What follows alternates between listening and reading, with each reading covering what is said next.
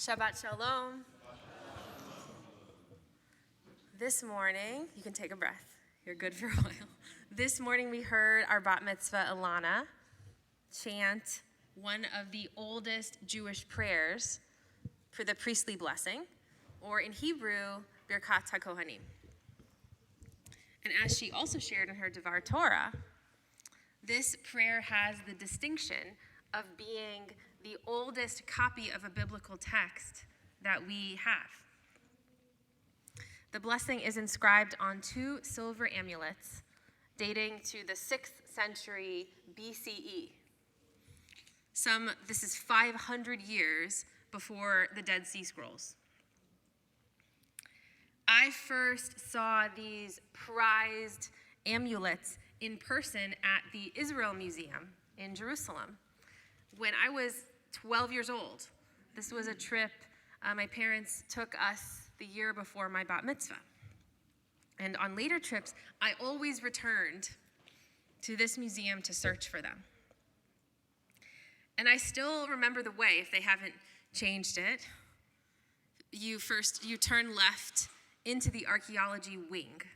If you've been here, maybe some of you will remember this. You turn left, and then you're in the section for the Israelite and Persian periods. And these foreboding sarcophagi guard the entrance. Some of you are nodding, maybe you remember. They guard the entrance with what I imagine are pretty terrifying, nightmarish mummies inside. You have to be brave to get through them. And then in the corner, in one of those galleries, there is a small display which does not command nearly the same attention as those tall sarcophagi.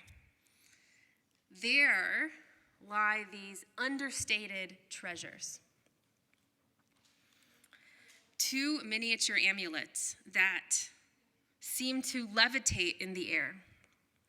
And they're propped up by a nearly invisible thread that holds them.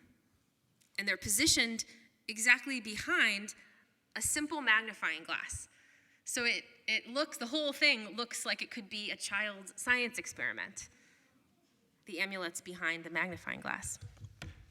The accompanying plaque reads, "The amulets inscribed with ancient Hebrew script were found in a burial cave in Jerusalem. They were incised with a sharp, thin stylus, no thicker than a hair's breadth, and thus deciphering the inscription was difficult." And I always laugh a little at that last line because it seems like the museum is patting itself on the back a little bit. This was really hard, but we figured it out. We did it.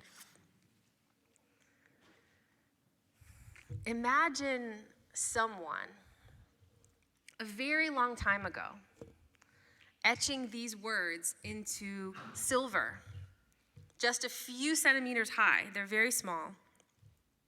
And carrying that amulet around a world much more dangerous and unpredictable than ours. And for a lifespan much shorter than ours. Eventually to be buried together with this little amulet in a cave. This precious Hebrew lettered metal protecting them even after death. Whenever I visit the amulets, I like to tell myself stories about the life of their owners. This takes some stretching because this was about 8,000 years ago. What did they fear? What did they worry about? What did they dream about? And did the priestly blessing ease some of those fears? Did it quiet some of their worries? And did it somehow brighten some of their dreams? The ancient Hebrew script, it doesn't look like the script we have today, modern Hebrew script. The ancient Hebrew script is from Numbers, Bamidbar, chapter 6, which we read today, 3 lines. Yevarechecha Adonai v'yishmerecha. God bless you and watch over you. Ya'er Adonai panav elecha vichoneka. Shine God's face toward you and grant you favor. Yisa Adonai panav elecha v'yasem lecha shalom. Lift up God's face toward you and grant you peace. So some of this blessing is pretty simple and straightforward. God should bless you and protect you and give you favor. And some of it is a little more metaphorical and even a little magical. God's face should light up when you enter a room. God should turn towards you, thrilled at your presence. I love imagining that God is so excited to see us. These 3 lines of prayer, uttered in only 15 words, meant so much to our ancestors that I can't help but wonder, how are these words still so present in our lives today as Jews?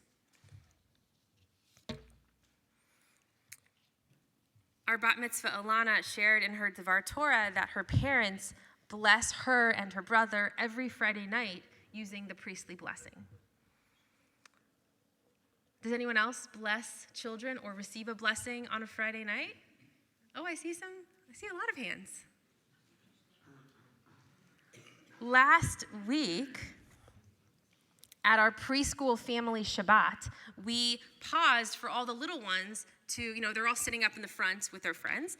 We paused for them to find their grown-ups and have a hug and a little pat on the head maybe, and then receive this blessing. And looking into the future, I like to wonder if some of those families will keep saying the blessing and keep doing it. And even, I know some families who still do it even as their children grow up. And maybe they have other things to do on a Friday night, I don't know what, but they maybe FaceTime. And their kids will pause whatever they're doing and receive a blessing, oblige their parents a little bit for the blessing. We grown-ups get blessed too. We chant these 3 lines directly from the Torah scroll each year when we read this week's Parsha, which we did today. And when we do that, we remember that Aaron, the high priest, blessed the Israelites. Now, I don't know exactly what it could have felt like to be blessed by him, but we do get to be blessed today. Often Chazan Fradkin blesses us, or others of our prayer leaders. Every time we repeat the Amidah out loud, we receive the priestly blessing as a community. And in some synagogues, the Kohanim, the priests among us, bless everyone using these, using these Dr. Spock hands. Have you ever seen these? Yeah. Well, before it was Dr. Spock, it was the priestly blessing. So, Mr. Spock? Mr. Spock. Okay. Okay. There's a lot of good Star Trek experts in the room, which is not surprising. There's always an expert. Whatever I talk about, there's always an expert in the room. And actually so not only does this hand gesture come from the priestly blessing, not actually from Star Trek, but it's in the shape of a shin. So if you look, it's in the 3 stems of the Hebrew letter of a shin for one of the names of God, Shaddai. Prayers and symbols can be our rock in the storm, something to hold on to. Especially this year when we wake up to the news that we wake up to. We might reach for our chai or a Star of David necklace or the inscription on the inside of a wedding ring, or we might reach for the embroidered atara, the collar of our talit. Our amulets are also our rocks in the storm when we experience loss and grief. I am officiating at an unveiling tomorrow.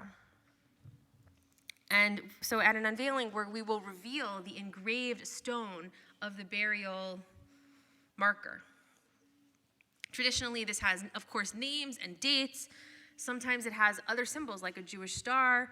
Sometimes it even has the Mr. Spock hands, if the person was a Kohen. Sometimes a few words of prayer. We will read the words that this family chose to keep forever close to their loved one. And I hope that will bring some comfort.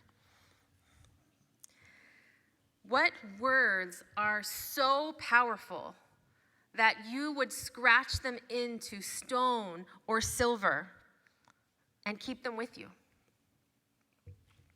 What words so capture your life that you would even ask to be buried with them? Take the time to pick your blessing. Make it into a real or a figurative amulet. And if you choose the priestly blessing, you'll share a prayer with this 6th century owner of my favorite artifact at the Israel Museum.